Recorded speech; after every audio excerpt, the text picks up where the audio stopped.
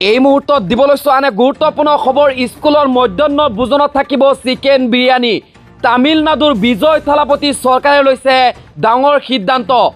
লাখ লাখ ছাত্ৰ ছাত্ৰীলৈ সুখবৰ দিলে তামিলনাডুৰ বিজয় থালাপতি চৰকাৰে।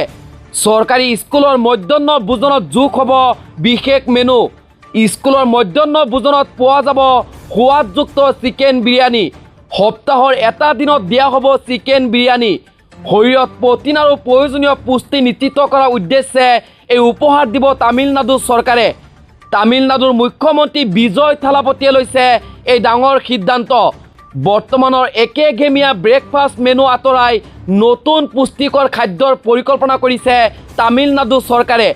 ছাত্ৰ ছাত্ৰীক স্কুললৈ আকৰ্ষিত আৰু উপস্থিতিৰ হাৰ বৃদ্ধি কৰাৰ লক্ষ্যৰে তামিলনাডু চৰকাৰে লৈছে এই ডাঙৰ সিদ্ধান্ত।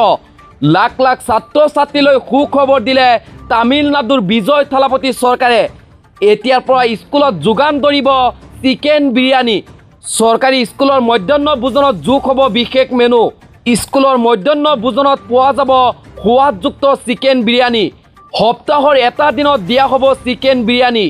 শৰীৰত প্ৰটিন আৰু প্ৰয়োজনীয় পুষ্টি নিশ্চিত কৰাৰ উদ্দেশ্যে এই উপহাৰ দিব তামিলনাডু চৰকাৰে। তামিলনাডুৰ মুখ্যমন্ত্ৰী বিজয় থালাপতিয়ে লৈছে এই ডাঙৰ সিদ্ধান্ত। বৰ্তমানৰ একেঘেমীয়া ব্ৰেকফাষ্ট মেনু আঁতৰাই নতুন পুষ্টিকৰ খাদ্যৰ পৰিকল্পনা কৰিছে তামিলনাডু চৰকাৰে। ছাত্ৰ ছাত্ৰীক স্কুললৈ আকৰ্ষিত আৰু উপস্থিতিৰ হাৰ বৃদ্ধি কৰাৰ লক্ষ্যৰে তামিলনাডু চৰকাৰে লৈছে এই ডাঙৰ সিদ্ধান্ত।